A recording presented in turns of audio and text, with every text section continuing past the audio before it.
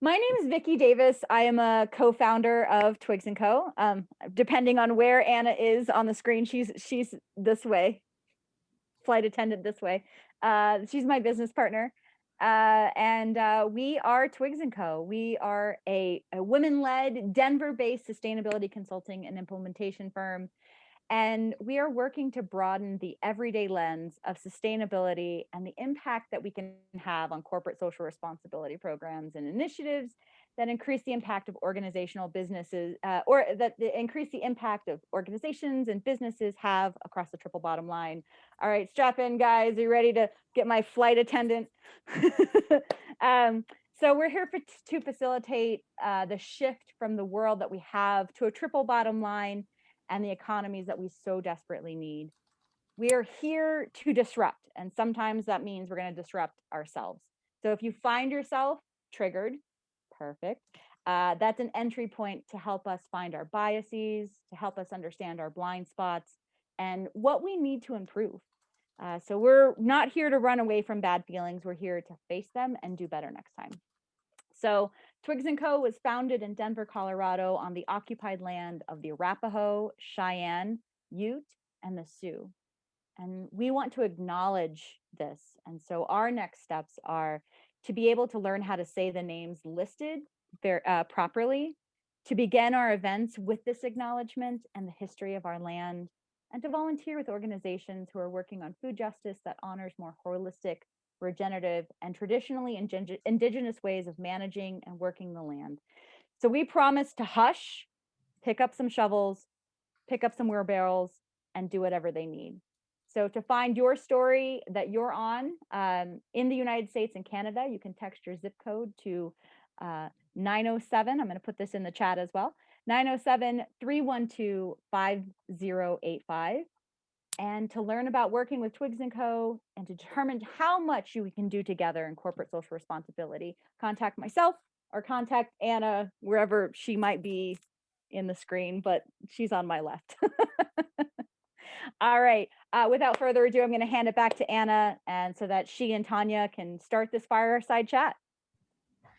Hello, everybody who's here. Thank you, first off, for being here. Super excited to be able to talk with Tanya about this. So Tanya is absolutely incredible.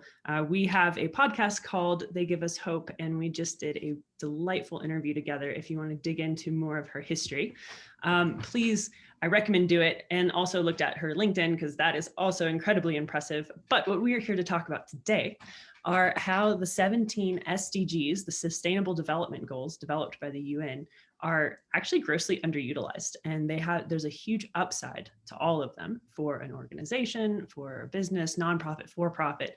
Honestly, the metrics that they measure are delightful and starting to set the boundaries and the conversations of how do we actually build a triple bottom line world and economy and create a world that actually supports the people who are within it. So Tanya sits in a very special position up in Ottawa, working with Project in Kind and the UN. However, I'm going to turn it over to her to do an intro and wrap things over. So of course, I want to acknowledge that Ottawa is actually on the unceded Algonquin and Anishinaabe territory. So miigwech, everybody, miigwech. And it's delightful to be here. I was very fortunate to get connected with Anna and Vicki through a mutual friend of ours, Will, who I actually met in Davos, Switzerland, where I was launching Project in Kind back at the start of 2020. We didn't know at the time, I didn't have any idea, but behind the scenes at Davos, they were talking about this COVID pandemic and what it could do. And I was just setting out to launch something that was hopefully going to change the way we thought about resiliency and our abundance in times that are challenging for whatever reason. So I didn't foresee a pandemic. I had certainly studied all kinds of complex risk over the years as we've been building different aspects of Project in Kind, but we were fairly joyful over a year ago on those mountains and really honored to be there and invited and to kick off what was the start of the Decade of Action for the UN SDGs. So it's been quite a bit of a ride, I'm sure, for everybody. Ups and downs for the last many months. There's been ups and downs for many years when you have a big, bold dream. So that's okay. We're here still together, thank goodness. But delighted to share a little bit about the project with you. I think, Anna, if you'll oblige me, what I might do just to give everybody at least a level set of what we're up to is just share a few slides and take just a couple minutes. And then I know Anna wants to chat about questions and stuff, but I'll give you kind of a high level just so you have a sense of where we're coming from, if that works for everyone. Is that okay? Awesome. So I just need to be able to share my screen, which I can, and it's in a PowerPoint. So what I'm going to do now is expand the PowerPoint on my screen into the actual slide. And there we go. And I don't know if you can also see the little Zoom timer, so I'll stick it up here. So Project in Kind is designed to help real people and businesses and organizations actually achieve measurable impacts on the UN Sustainable Development Goals. And I'm not sure, how familiar you all might be with the goals themselves, but here are, oh, I get to admit somebody, cool.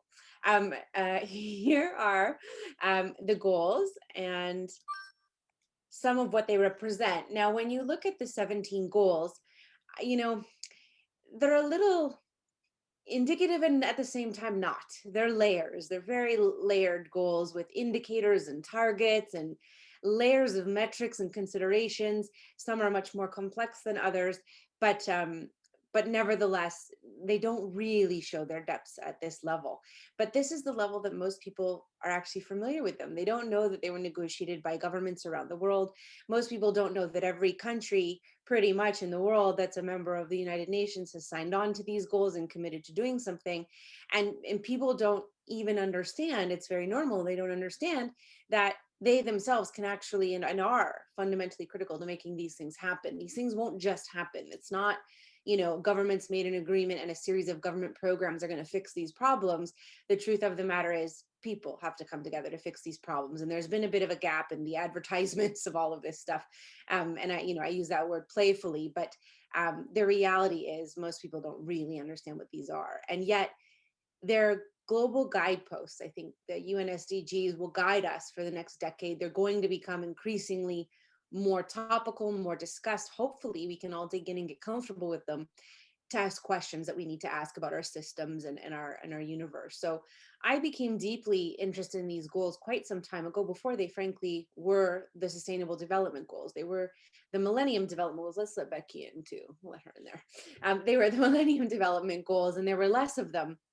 And we weren't sure we were going to get those goals achieved. And then in 2015, we made these goals. Now we added some more, but I still think we've got to improve our reach in social media, and each one of us doing something is going to be important. But what do we actually do? What can we actually do? And it's literally the multi-billion-dollar question, because there's a whole bunch of things we can do, but we all have to work pretty hard to map things back to what governments decided was going to be, the standard. So lots of work to do. So I had been thinking quite a lot about philanthropy and giving, and how important it was, even in downtimes, to tell people how valuable they were and how important you are in your community, whether it's you running a business, whether it's you helping out in a charity, whether it's you helping out somebody that might have lost their work, or you might be the person that lost your work and need something to do or want to be purposeful. It's fundamental to a sense of human well-being and good health. Frankly, it's also fundamental to good communities to have ways to make a difference. So I look at the SDGs as options for the ways that we can make a difference. And then we map things out from there with data and with activities that make sense to everyday people like me and you and everyone else. So our big goal was, we want to measure 1 billion in-kind actions. And we are going to do the hard thinking. We'll map each one of them back to those SDGs. We'll give you the data so you can learn about it, because in this world of today, data is really important to understand. What we want you to do with that data is just think about what you're seeing. Think about what you could do, knowing what you know that you would never otherwise know. So there isn't a database of in-kind giving anywhere in the world. We'll let Peter in. And this is what we wanted to create. We wanted to show that there are resources already, and there are abundant resources in human capital. So in each one of us, we are a valuable resource, maybe one of the most in the community. And each one of us knows how to find some other resources or has a link to other resources. And so how can we help everybody work better together? And a few of us got together. So we've got one of the global heads at Accenture for the AI and data program globally. We've got an incredible young grad who's come from a very varied humanities background, working with us to build partnerships. We've got our numbers guy and our amazing storyteller and our research ninja who studies neuroscience, trying to understand what will make people happy. And then I'm there too. We're hanging out, and we've got a pretty cool board of people from all kinds of different backgrounds. But what's fun about this is we actually like to hang really close with all of our communities. We let Gabby into. And in order to do that, you have to be community focused and community centric in what you're thinking about, how you're behaving, how you're acting. And in order to do that, you actually need to understand your community. You need to be in touch with your community. So each of these people on our global advisory board brings brilliance in what they do every day, but they equally care deeply about their own communities, and they're making difference in their communities. Some are fancy companies, some are smaller companies, some are entrepreneurs and startups, all very committed, which is great. What COVID did was it put right to light, to bear, the gaps in our systems. It showed how philanthropy and helping was all about money. And all of a sudden, money's gone. And this is very much a situation similar to 2008-9, when we had the financial collapse globally. And we already saw then the problem when money becomes tight, and charities who have been very myopic, or not-for-profits, or the third sector, if you will, has been very myopic on its concepts of resources and only thinking about cash, where they had many of them actually had to shut their doors down. They didn't have contingency plans for resources. They didn't know maybe where to get as much food as they might have needed when more people started knocking at their door. They might not have known where to find shelter when more people started knocking at their door. They maybe didn't know what to do with all of the varying family dynamics and people calling on them for health services, support, what have you, when more people came knocking at their door.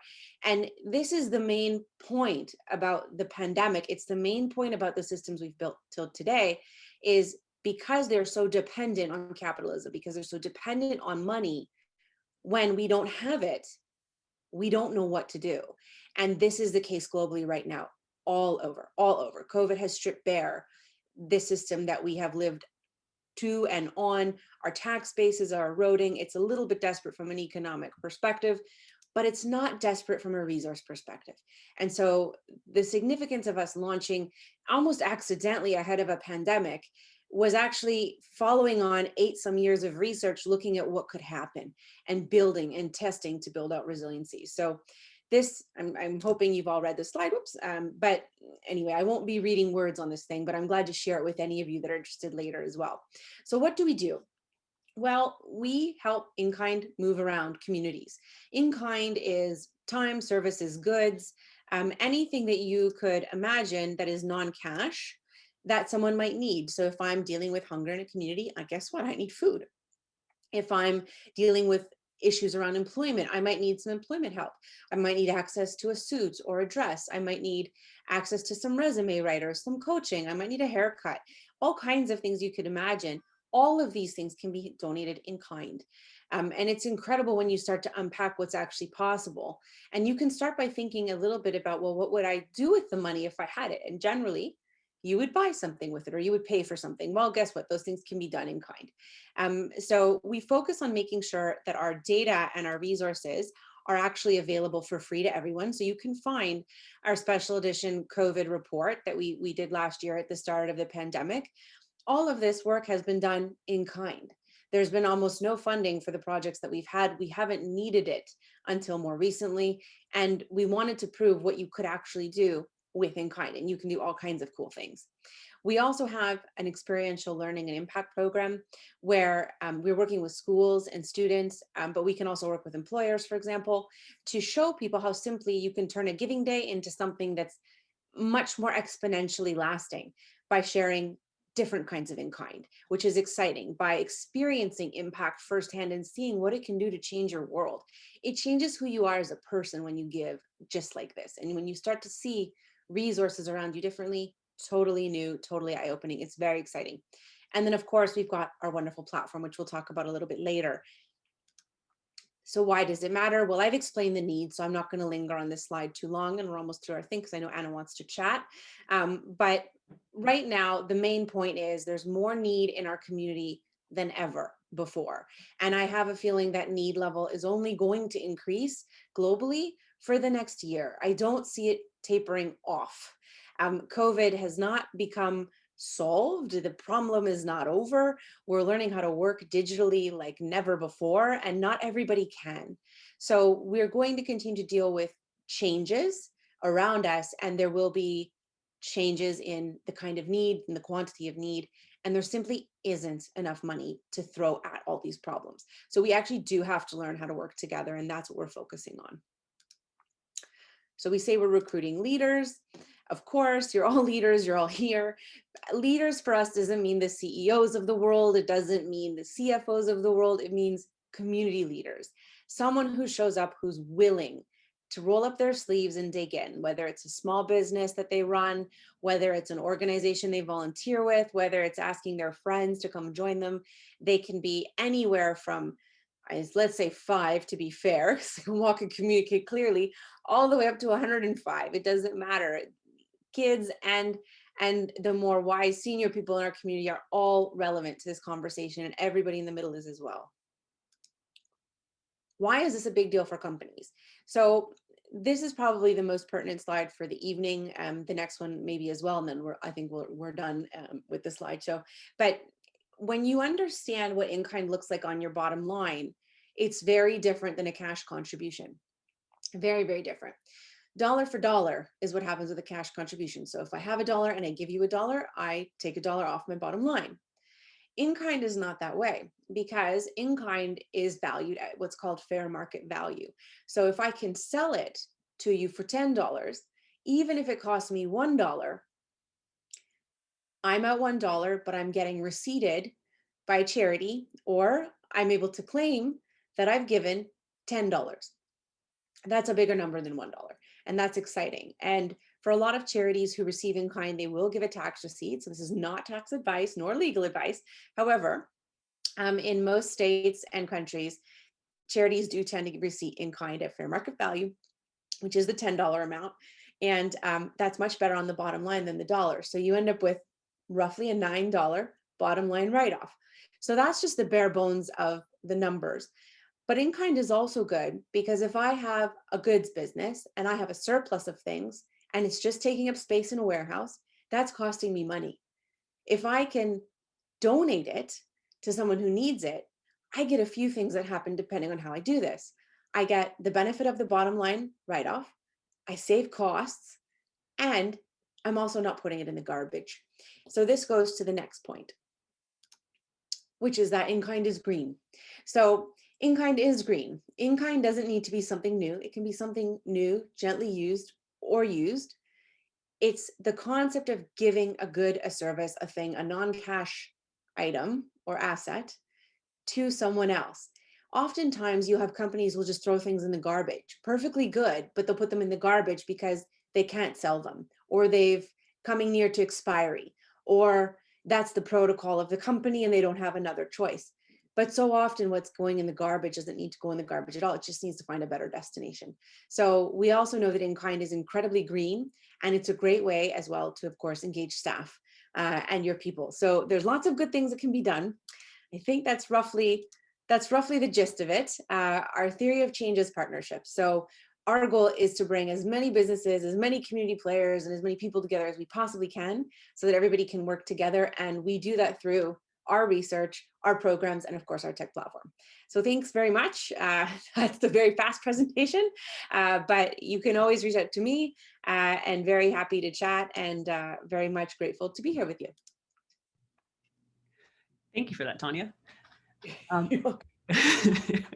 So it was really cool. And one of the things that I really enjoy about the 17 SDGs is it's really similar to a stakeholder conversation, which is kind of where it is exactly what we're here to talk about tonight. Is like, okay, so we have these tools that a whole global conglomerate has put a whole bunch of work into.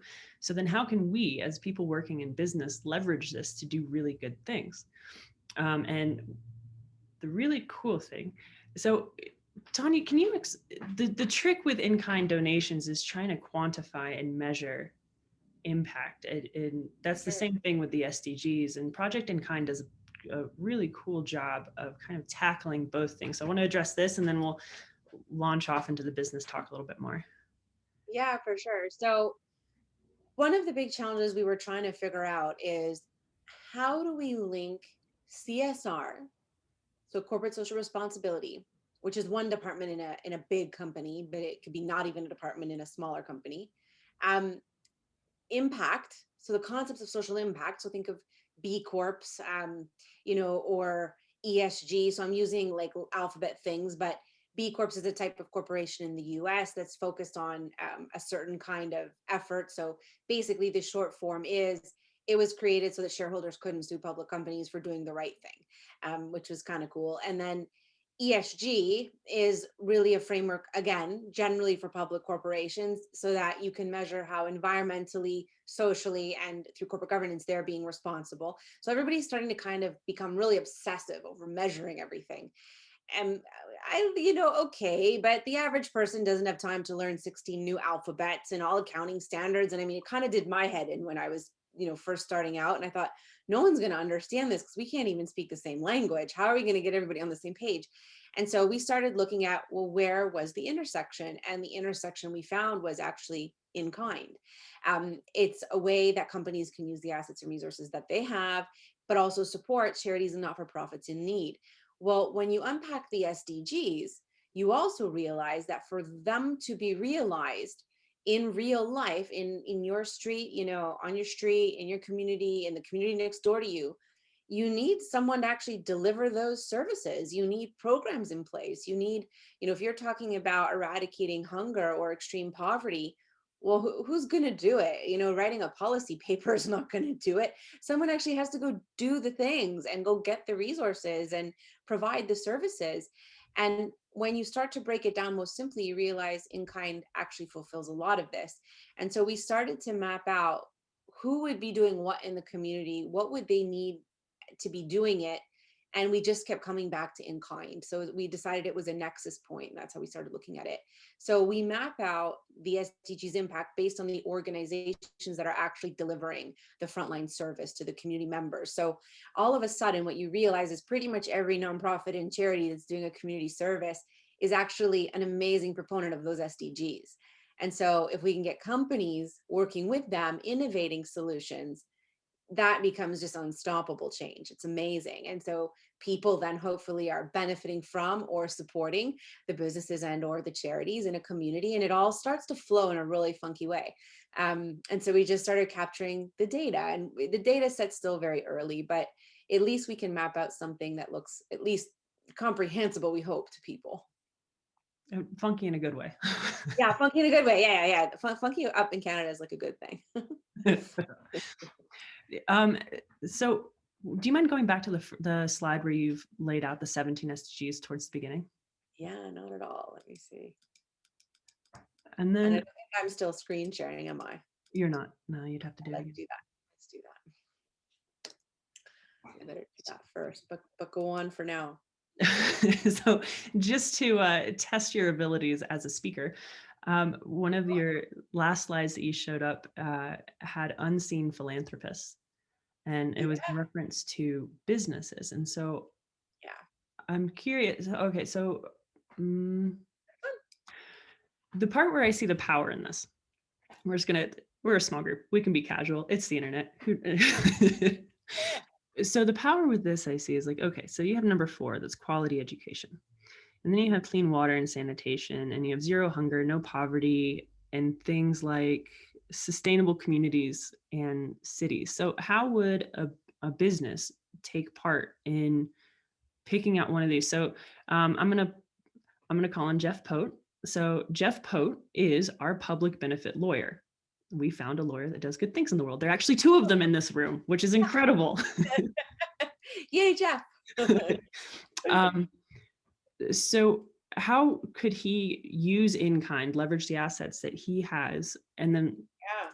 be able to build his business from that kind of part? And a little bit is in Twigs and Co wheelhouse, so if you want to switch back and forth, feel free. But from your perspective, because you've been through this so much and you actually are a lawyer as well, how would you use this to build your business? Actually, so there's a few things. I mean, one of them is providing pro bono legal services to community members. So if you can understand, let's take, peace, justice, and strong institutions. The thing to know about these SDGs is they're not unlinked. It's often a case that if you think you've got one SDG in line, you actually probably have three or four, and you just don't know it. So think about human trafficking, or think about, something where someone's human rights are being oppressed or violated. It could be for a variety of reasons, but the first place as a lawyer you should be having a look at is SDG number 16 and seeing, okay, what about SDG number 16 relates to my practice of law? That's the most obvious. What you could equally, though, find is no poverty. Well, maybe there's an issue with the way agreements are structured and people can't have proper work because there's oppressed rights and what have you, therefore poverty happens. Or maybe there's a situation in a country that's not acknowledging, women's rights to work, or has a structure such that, humans are being trafficked and these violations are happening.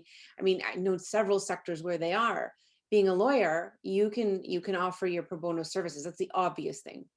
The other thing, though, is in the legal profession, when it comes to quality education, there are international opportunities and domestic as well, where giving people the skills to actually defend themselves, to learn about the law, to become lawyers themselves, to build a justice system is incredibly empowering. And so there are a number of lawyers that do humanitarian work in this kind of regard. I know many of them.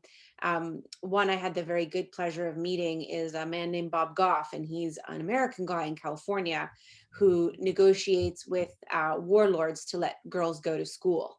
And he also wrote a number of books, and they're fantastic. So if you're curious about Bob Goff, you can look him up after. But there's a lot of lawyers out there doing all kinds of pieces of work here. So it's just one, those are just a few examples, but you could run in probably a million directions. Nice. Okay. So I've got a few more things and I'm going to open it up for Q&A. So just to verify, you said that, so donating dollar for dollar is cash. So or donating cash is dollar for dollar, but then donating services are at market rate and they goes up for market rate. I don't know if anyone in this room has heard, but Twigs & Co is around to make exponential impact. And I think that that is a beautiful example of exponential impact. And then just the beauty of the sustainability world is that they talk about, or we talk about in the world as well. We talk a lot about things that are currently under construction. And that's part of what the SDGs do. That's part of what Triple Bottom Line does. That's part of what we're here doing today, is figuring out how do we functionally move from a linear economy that's focused solely on profit as a metric of success, not just for businesses, but for any kind of organization, and also mostly for us as humans. So how do we move from that to a more holistic approach to the world in which we live? And then not only that, but how do we as business owners measure the impact that we can have in the world? And that's really where this comes in, because if you want to talk about burning boxes that hold us down and like keep us restricted, oh my gosh, take the fiat currency out of capitalism. What can we do then? It's incredible. Do you mind? So before we open it up for questions, Tanya, you have a brilliant background, from video game design to pro bono legal services for creatives to a whole lot of stuff. It's amazing. What has been your favorite thing? Not necessarily biggest, not necessarily like the largest numerically, but what has been your favorite thing that you've leveraged in-kind donations to be able to accomplish? Oh.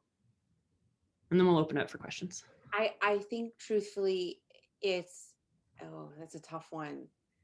each one of the projects we've done over the last many years is like a child unto itself, and it spins out amazing things. I don't know, Anna. That's a tough one. We didn't talk about that. I have to tell you, my favorite aspect is quite simple. It's opening people's eyes to their own potential capacity for change. That's my favorite part. Helping people realize that they are an abundant, important resource in their community, exactly where they are, exactly who they are, and with exactly what they have. They don't need more, they don't need to change, they just need to show up and be ready to do something good. And that something good is going to be incredible, not because they just showed up, but because they themselves, who they are with their special skills, talents, resources, creativity, commitment, drive, curiosity, that is the special thing. And I've had the good, I mean, the tremendous, it's beyond good, actually. It's tremendous good fortune of seeing that happen so many times. I mean, I remember our first public event back in 2015, and we had been building this from an idea back since, far before 2013, but 2013 we say is kind of like the point where the idea came, to shine a light. But in 2015 we did this project called no, that was 2017, Feed the City, but Family Pajama Party in the Capitol. And we took over a building that the government had, and they gave it to us in kind, and we did it on a public space that has our pro sports stadium, so our pro soccer team, hockey team, and football team, Canadian football team. And we were just there, and it was the equivalent of the Super Bowl is being held there, but it's much smaller. Of course, it's Canada, so it was not the Super Bowl, it was the Grey Cup, and it was happening at the exact same time that we were hosting an event collecting pajamas for kids. And what people don't realize is when families are living in poverty, pajamas can be, just left out of the equation, and yet for a child they're so important because it's part of the nightly routine. It gives you a sense of security, it gives you confidence to learn. It's something that you just wouldn't think about when you think about poverty. It's often a miss. And that day nobody knew us. We just asked the pro sports teams to bring their mascots, the bagel shop to bring the bagels, the farmers market to drop off the fruit, the face painters to come and face paint, the storytellers to come and storytell, and several charities and non-for-profits in the community to come together. They normally compete. We said, can you just come together and we're going to get you some stuff. But the value of the in-kind services contributed to the community that day was beyond what you could ever imagine from a fundraiser. And the outcome of it was over 500 people learned about each other. Not even just about us. They learned about each other because they all came to have a pajama party.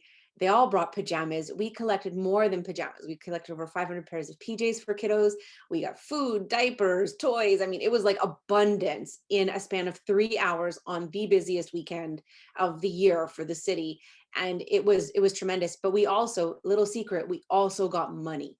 And we weren't charging. Everybody was welcome. The city gave us free busing for whoever wanted to come. And we ended up getting cash donations. So there's a little secret there, but all these people came and thought, what is this? You're not charging for this. There's no check. And we said, no. And if you don't have PJs, don't worry. Just come. Just come. Everybody's welcome. Everybody has something to offer. And it was brilliant. And we just kept applying that model to hunger problems in the community and all kinds of other problems in the community. We created a hospital pantry for patients that end up at a hospital without toothbrushes and socks and PJs. Every hospital in our city has one now.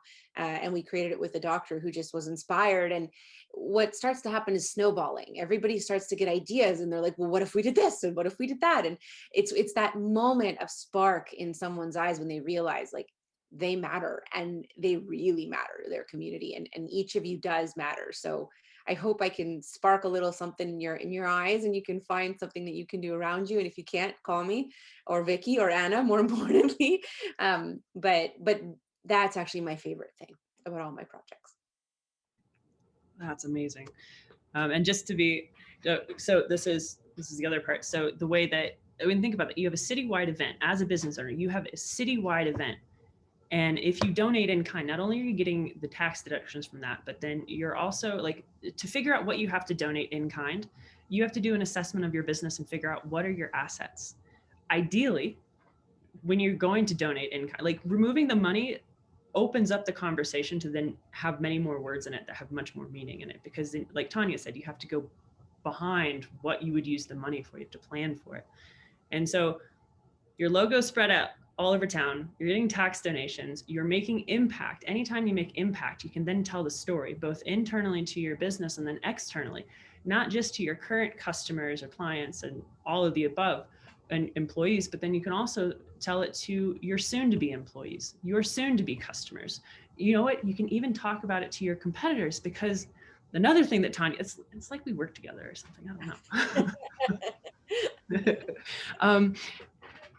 Another thing that Tanya, you touched on was that people that normally compete are coming together to accomplish this big thing.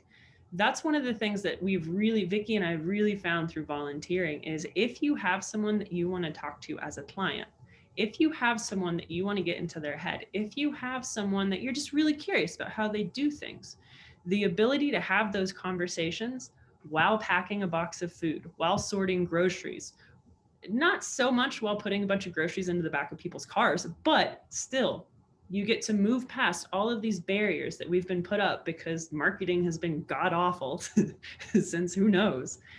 And you get to talk on a human level to people who are running businesses, doing human things, asking all kinds of things. And it helps build community, and we get to move past and start to evolve as humans, as business people, into actually holistic human business people kinds of thing. Like, that'd be crazy. Imagine that. It's great. And you know what? We build back our sense of community. Mm-hmm. I mean, the pandemic is a disruptor in a way, and it's a catalyst in many ways. These screens that we live through are all kind of disruptors, right? They interrupt our humanity. It's something very different to be beside somebody else and see with your own eyes what something is changing in their mind when you're giving to them or you're receiving from them. It's remarkable what happens, and it changes the chemicals in your brain. So when you can get into this space where your community is giving, supporting, receiving, helping, aware, talking, engaged, you only end up with a better community. You only end up with more empathy and compassion for one another. It does happen. You almost can't stop that train. And right now, more than ever, we need it. And right now, more than ever, I think it's got a place in our discussion. So just grateful you're all here. I mean, I wish we were all in a room together. I wish we were all in Denver, but so grateful we're here together. So thank you. The travel for some of that would be really intense. Yeah, it would be. carbon, not great, but okay, so with that, I'm going to open it up for questions. Thank you very much, Tanya. That was. Thank you, everybody. If you want to go ahead and unmute or raise your hand and I can call on you, whatever people are more comfortable with. Oh, Brandy, you posted the sweetest note. Thank you. This is great. I'm just looking at the chat. You guys can pop questions in there too if you're shy to chat. Noah, go ahead. Yeah. Can you chat? Can I say something here? Yeah. Yeah. I mean, coming from down under and far away from you guys, it's exciting to hear what you say, mainly about having not having cash, but still being able to contribute and create a community, which is going to be better. Now, I'm just bringing another perspective, which is not different, but to support social entrepreneurship. Talks about making the society better. Businesses, on the other hand, traditional business to business is only making profit, but they also move in the area of corporate social responsibility, triple bottom line, now quadruple bottom line, including culture, etc. But the criticism against that is that they try to use corporate social responsibility as an instrumentality to get more money, more customers. Yeah. But in the process, they are actually they do make an impact. So we give credit to things that they do good, like $1 or $10 that you're talking about for charity. On the other side, there are businesses in New Zealand, for example, there is a company called Eat My Lunch. They sell lunches to corporates, say for $10, but then they promise to give away one lunch free to somebody else. Yeah. So they do make money. but in the process, they're able to feed lots of school children. So that is one model of corporate social responsibility, but they say they are actually business, but in the area of social entrepreneurship, impacting the people. The logistics firm giving food, millions of free lunches to students in the low, less vulnerable people, etc. So poor people, they are also contributing. Whatever we can do to make the communities better, I think fits into social SDGs. Absolutely. And one of the things that people don't realize is pick a charity. Just please pick any charity, nonprofit, pick a cause category. You know, it might not even be as formal as a charity or not for profit. It might just be a group doing something. Just pick one and help. You know, pick one and help. And if you're helping them further their mission to serve in the community and address any one of those 17 things, which when you start to unpack them, you realize that's almost every cause, like there really isn't actually a gap, then you are furthering the SDGs. But you know, I think you make a good point. There's a few things I just want to unpack for a minute. One is the CSR. You know, I have a real aversion to, I call it good washing. It's a term that is easy for me to explain. And it's when we say we're good, we put a badge on ourselves and we say, good job, you, for being so good. But like when we really dig down, well, what did you do? What did you do? What did you do for somebody else that made a life better? You know, the planet better, the community better. What did you do? And those things are tangible. Whatever you do is tangible. And within kind, you can't be denied that. I mean, it's measurable. It's not just tangible, it's actually measurable. Even for the capitalist, it measures down to dollars. And every person's 1 hour in the world, every person's 1 hour, regardless of what they do, where they're from, it actually has a dollar value. Organizations around the world actually give it a dollar value. So forget the basic dollar value. I mean, what if you actually use the thing you're great at?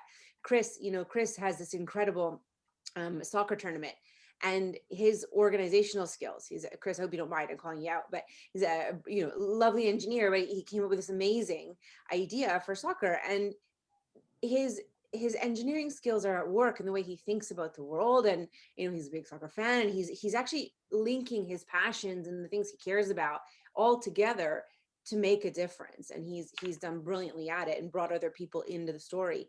I think that's possible no matter what size of business you are. And to your point, you don't need to have money. You can do it without the money. So I think it's wonderful points you make, but we don't want good washing. We want action, and we want, even if it's little actions, even if it's 10,000 micro actions. I mean, we're counting 1 billion 1 hours. We're counting 1 billion spoons. We're counting 1 billion apples. We're counting 1 billion simple little things, but it's still 1 billion. And so, of course, with 1 billion of them, something's going to happen. So I'm grateful. I'm grateful that you see the links, but remember, we don't want good washing. We want action. Noah, do you still have your question? Yeah, sure. So I am in video production, and so we do a lot of like creative work, and I do a lot of in-kind various stuff throughout the year. And I guess this is just like a clarifying question here. We've in the past been told that there's not really a way for us to write off those kinds of services before. Is that something we should be looking into just to help us do more of that? I'd always love to do more of that, and anything that enables us to would be great. Yeah, services in kind is a challenge. So in kind taxation, so we're talking about tax rules really for charitable receipting. It limits charities, and it also limits donors. So this is an area, yes, I'm a lawyer by training and practice, but I'm also an incredibly passionate advocate. And the way that the services sector has been discriminated against with in-kind tax rules around the world is it's unreasonable, honestly. And we're moving to a service-based world. There will be more services than goods if there aren't already. So why would services, which have a fair market value, be so hard to donate? And in different parts of the world, charities figure out a way to do that. I've seen very creative accounting done. But the other thing is, we looked at this and we thought, well, if we can't get a charitable tax receipt, we can maybe give a marketing receipt. And so one of the things that happens in our platform is it's an open public platform. It is a social platform. So that's marketing. So if you're doing good, you can do it through our platform. Your logo is visible. That's a marketing expense. And then we can track every 1 hour or 10 or 25 of what you do at the fair market value you set. So you have a record and it is confirmed that you delivered it. So you say, I did it, and the charity receiving it or the not-for-profit receiving it acknowledges that you did it and they verify it. And so at the end of a tax year, you have your whole record and you can speak to your accountants where you are and just say, hey, can I call this marketing? Like, I did it, can I call it marketing? And in many places that will fill the gap where you can't get a charitable receipt. But we do have a pretty big commitment to starting to advance the advocacy on those tax rules because they're just unreasonably rigid. It doesn't make a lot of sense. I appreciate that. Thank you. Yeah, you're welcome. And keep giving anyway. Keep going, Noah. Oh, definitely will. Can't stop myself. Brandy? So I have two things, and just thank you all for putting this together. I signed up and then listening to where the presentation went and it being much more focused, I was like, oh, this is exciting instead of like the general overview again. So I'm excited. And so I wanted to piggyback off of Tanya's response to Noah. As somebody that comes from working with social justice movements through nonprofits and events and sustainability, that I'm not an attorney or an accountant, but a lot of the things that we would do through events, through fundraisers for nonprofits is looking at sponsorship trade, and that includes media and marketing trade. And so typically they can work around it. And kudos, thank you to Tanya for getting on the bandwagon of like putting some pressure on the people who set the standards of what is acceptable and not, because it is definitely time for some new things. And so I don't know if it's a question, more as kind of like to put it out there, but a way to also, like you had just mentioned, Tanya, that your time is calculated either nationally or by state for your volunteer based on an hourly rate. And a lot of times I think that people, especially as you get into the millennial generation, and I hug that cusp of Gen X and millennial, so I'm not, it's just a shift in mindset that I've been a part of huge organizations that run on the backs of volunteer time, and I know the things that are possible. So it really warmed my heart to hear about the event that you did where people come together. And so if you do have a business that you don't have a product that can be in kind, maybe you have a quarterly or annual team, or even if it's just yourself, you're like a solopreneur, but all of your volunteer times, like come up with, this quarter, we're going to do a team activity with all the people that work for your company, and we're going to donate all of our time to an organization, because that precious labor, physical labor, is priceless, truly. So that's another way if you are stuck at that crossroads of like, I don't have a product for the in-kind method. And so I just wanted to kind of piggyback that at the moment. And Brandy, I'm glad you did actually. So on the platform, you can donate time. So exactly what you just described, and you can still give it a dollar value. So because you're right, it is calculated depending on where you are on a bunch of different factors. You'd be surprised. Your 1 hour is generally worth more than minimum wage, which is interesting. Most people don't know that. But time, services, goods, and skills. So those are the 4 categories of contribution. We took in kind and made it really broad. And we just basically said anything that's not cash, that you have a resource. So it could be an empty space, it could be anything. And we'll keep expanding as people get going. So yeah, so glad you shared that. So glad you shared that. Vicky, do you have the most recent number for what an hour of volunteer time in the state of Colorado is worth? I believe it's $29.03 an hour. Let me check there's a site, I will post it on in here. It's called the Independent Sector. And The thing that blows my it mind is does- that's not related to what you actually make. Like you could make minimum wage at $15 an hour. And if you go volunteer your time, You're worth more. $29. Isn't that amazing? So think about all of, I mean, one of the things that bothered me so much was in cash only or cash focused philanthropy, we ignore large groups in our population. And it's upsetting. It's not to say that it's a bad thing. Keep the cash flowing, please, to our charities and not-for-profits. They need it. But when we constantly promote these events that are cash focused, you have to pay to go, or you have to pay to be seen, or you have to, in the impact space or the giving space, we're also reinforcing a certain kind of elitism. We're reinforcing a certain kind of exclusivity. When we open it up and we say everybody's welcome, everybody is a philanthropist or has the capacity to be so, and we acknowledge the value that everybody brings to the table, we level set in a really important way. And it is time to level set. We are all going to have various moments in our lives where we might be in one place and then another. We all might experience firsthand extreme poverty, difficulties, job loss. I mean, that is real. Or disability, you just never know. And at the same time, who knows, maybe we'll equally experience extreme wealth. And you just don't know. But the most valuable members of the community, the members you might need to solve that ongoing persistent problem, might not be the ones you think. You know, they might be the person who's actually living on the street right now today, who can tell you exactly what's wrong with why the thing is happening, and you've just bypassed their brilliance because they didn't have a better bank account. That's just disgusting if you really think about it. So that's not what we are. We don't encourage that.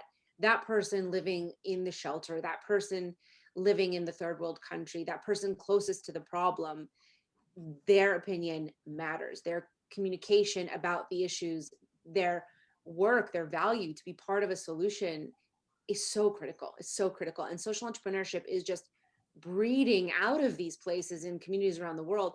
Funny enough though, and Hanoku, I'm a massive social entrepreneur. I mean, I have been for a long time.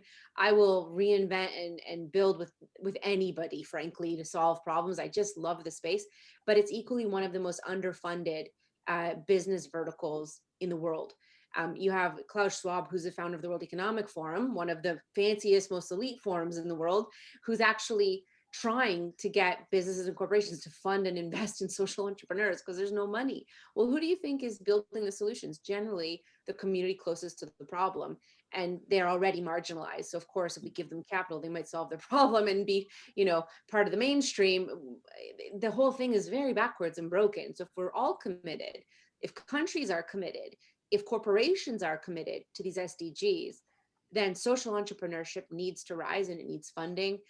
We need to acknowledge the value around us every day in every pocket of our community, from, you know, the corner or the alley all the way up to the top of the hill. And we need to actually have a whole new way of organizing ourselves and doing good things. So I love that you also introduced social entrepreneurship into the discussion. Thank you for that.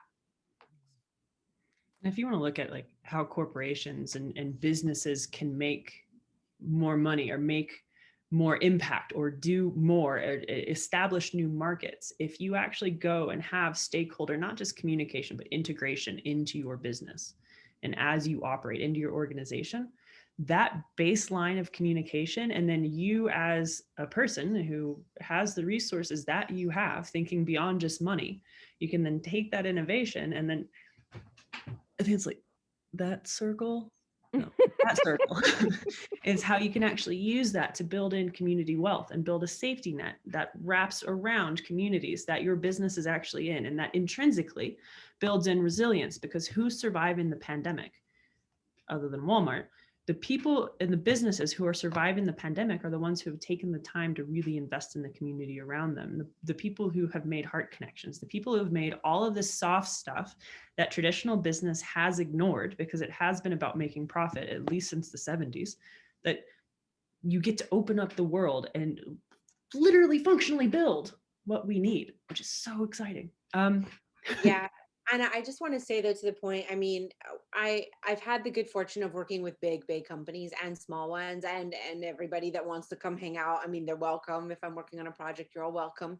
But I do think we also need to reconcile our relationship with money. And it's been so corporately defined by the media more than anybody, frankly. Money is energy. And if we consider money and in kind and, you know, other resources, they're just energy. And so we want to move our energy toward a shared benefit of everybody, right? Like, I mean, it sounds a little woo woo, but it's not. It's just energy for exchange. It's energy for moving focus to one direction or another. And it's something that was at the core of the research we did before we even started building anything, was Michael Porter and Mark Kramer's concepts of shared value. And these are some Harvard economists that wrote about this around the last financial crisis. But the concept, and I think Chris brought it up as well, the concept is, you know, the charity not-for-profit and the business and the people all have to work together. And when they're all working together in hand, moving resources in either direction or circular, whichever way you want to, it's a triangle in my mind, but that's when the community is the strongest, and the triangle being, you know, of course, the strongest shape. So it is a partnership thing. And what I found is the commonality between all of these entities is people. We're all in them. We're all interrelating with them. It's people. And so let's just, you know, take people for people. And I've seen corporate leaders just light up. I mean, I've talked to quite a number of interesting ones of all sizes and shapes of company. And when you show them something like, we could do that, or, oh my goodness, we didn't even realize we're already doing it. We just don't know how to talk about it. How do we talk about it? And it's like, okay, cool. Like, just take on the leadership. If you're already doing it, amazing. Please talk about it. Please challenge your competitors to do it too. Like, it's not a hoarding or a, you know, a strategic thing that like, only I'm going to do it and therefore I'm the best. No, the more people that do it, the better the story all around. So, you know, I just want to make sure that we can secretly infiltrate the systemic perceptions and just kind of like grow flowers in the piles of dead space where we think there might be dead space. Do you mean that if we flip the competitive mindset on its head and practice radical collaboration, we can have exponential impact? Yes, I do. Bye-bye. A t-shirt somewhere. Yeah, absolutely. Okay, so I see that we have 2 more questions. Per the schedule, we're supposed to be networking starting 6:30. So I'd like to open this up to the room to make the decision. Would you like to hop into self-assigned breakout rooms or keep going with Q&A for a little bit farther? Crystal has his hand up, so I'm going to guess like 1 more question. Sure. All right. Okay. An observation, probably more than a question. And it's just going back to the collaboration and the networking. We've not been able to play for the last 12 months. And during the summer, during the pandemic, we actually got involved in our community and we did some good things. When winter came, when the dark nights came, October, November, we decided that we were famous in our own backyard, but we weren't known anywhere else. And I thought, we need to spread the good work that we do, but we also need to learn from other people as well. So what we did was we went on a campaign of networking, but we did it through LinkedIn, and we put in the hashtag social impact, and we thought, if we follow that hashtag, there must be 1 or 2 people out there who are making a social impact. And we found 59,000 people who were doing the same thing. So we thought, you know what, if we try and make a conversation with someone who's using that social impact hashtag, we're bound to network with 1 or 2 people who are making a difference. And that's how, how I found Vicky, how I found Anna, how I found Tanya. And it's amazing. I'm here on my side of the world. There's a long way between me and where the rest of you guys are, but it's brought it closer.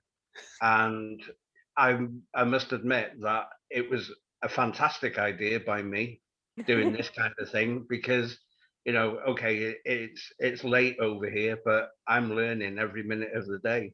So yeah, I think the more and more we connect, the more and more we'll learn, and the more and more we'll grow.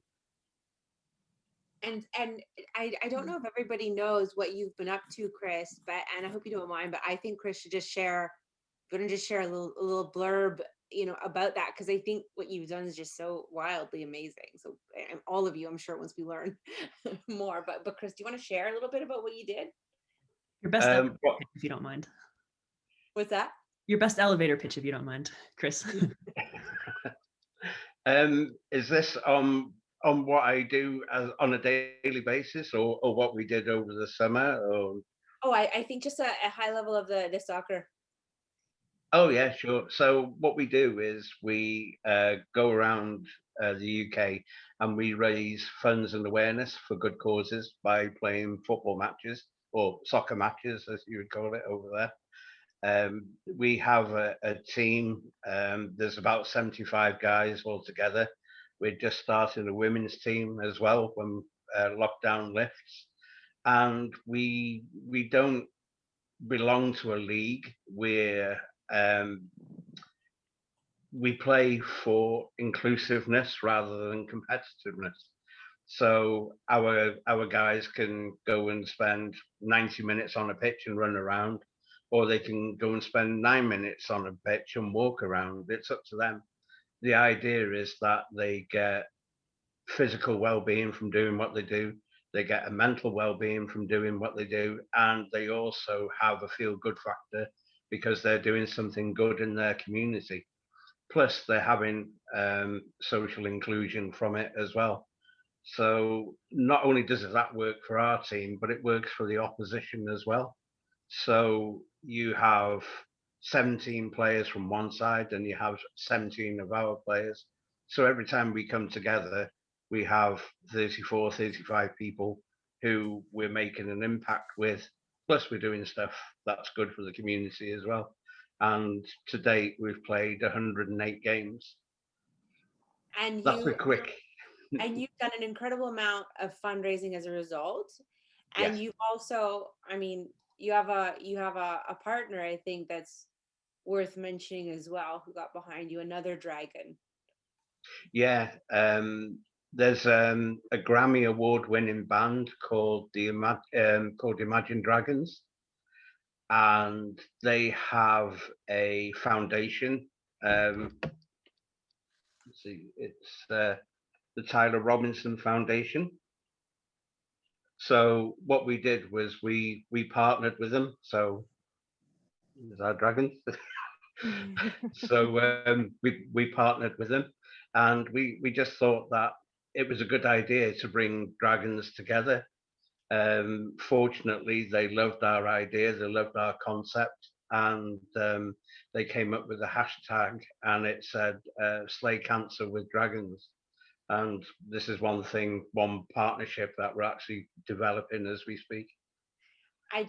Chris, I love your story, and there's an authenticity that just can't be faked when you're truly there to serve others and the community, and you'd be so surprised what it attracts. It's magical, really. So thanks for sharing. I just wanted everyone to kind of hear it. I certainly am so inspired by you, so thanks for chiming in. Oh, thank you for that.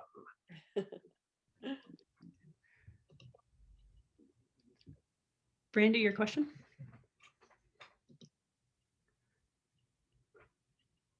I don't have a question, but maybe I should wait until later.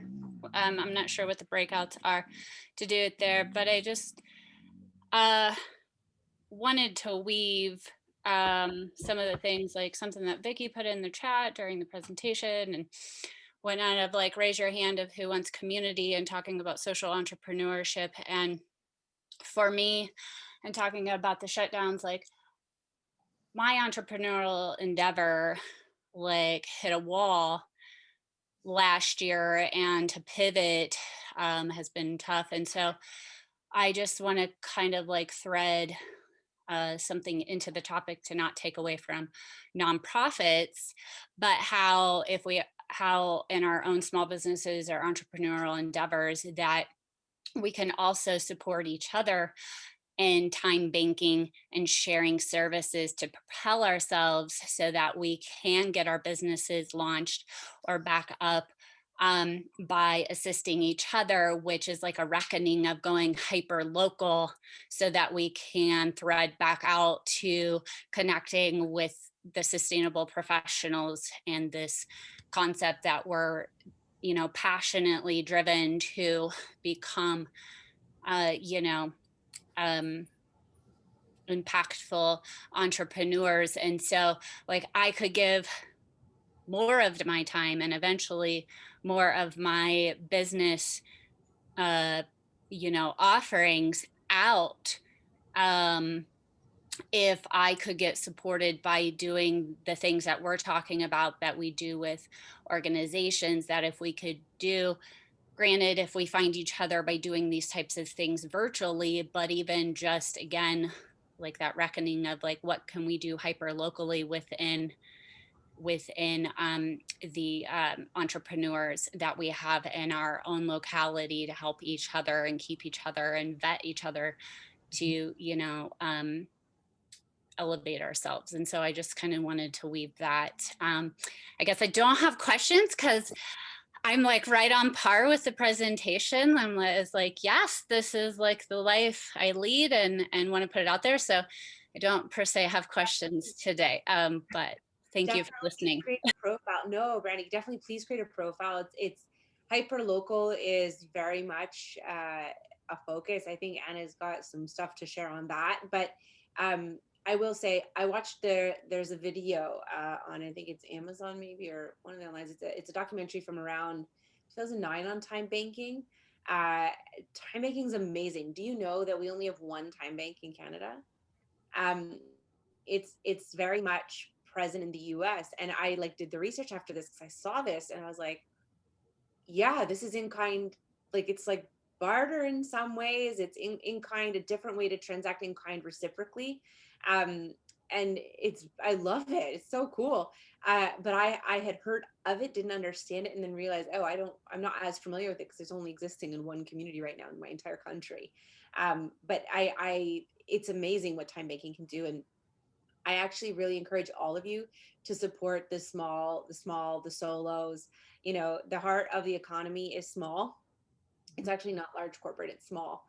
So I really encourage you to support local. And we do have on our platform, you can find your local businesses. So as we start filling in our tech platform, it's a marketplace and it's a place where you can find ways to help, but we show the logos of all of our member businesses and people and organizations. So there was some thinking a little bit around that to help you on your mission for sure. But Anna, I'm going to pass that to you because I think you had to maybe share something. So Brandy, it's actually perfect. Vicki Davis, I don't know if you could tell or not, but I was shooting eyes at your square on my screen. So we are actually addressing this very same thing. We have this split in the world of you can be nonprofit or you can be for profit. Here's social good. You get to accept donations. Here you have to make a profit. You cannot be donated to. Well, it messes up when you scale down to like our size. Twigs & Co. is 2 people with a whole bunch of radical collaborators, which is actually speaking to what you were talking about. So radical collaboration is this term that we're throwing around, but we're actually developing it. It's how do you take collaboration beyond where it's been at to the next level? And so it's intentionally addressing the whole human, intentionally addressing ego in a business relationship, intentionally realizing that people are multifaceted. So we are having a conversation locally that you're actually anybody on this call. anybody on this call or watching this recording is welcome to join. So we're actively shaping the conversation. One of the reasons why Twigs & Co. is so strongly partnered with Project In Kind is because at their very core, they build in inclusivity. We have radical collaboration as one of our tenets.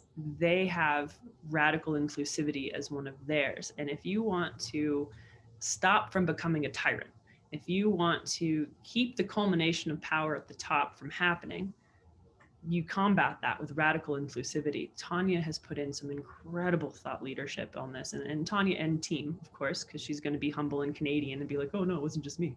But it's, yeah, join our conversation, Brandy and anyone else here who wants to really shape, like, okay, so I've watched really amazing projects fall apart because people get hurt, their emotions are hurt and they're not treated well. And we're not here to do that. When I say that we are here to build an economy that supports the society within it, every step of the way. Also, a quick plug for our next event on April 17th. So we're trying this new thing. Vicky, I'm going to steal your announcement at the end. I'm sorry. Or you can do it again. So we're doing this new thing for us where we're tying our next steps to sustainability series, which this is the relaunch of, to a date. So it's going to be on the 17th of every month. And I realize that some of them do fall on Saturdays, but we're going to try it because time is an illusion. Why not? Go ahead. This is awesome. Thank you, everybody, like, for just being here. This is our first. So one of our special announcements tonight that I'm most excited about is Denver is actually going to be, thanks to the leadership of Anna and Vicky, our first Project In Kind city, an outpost. Woo!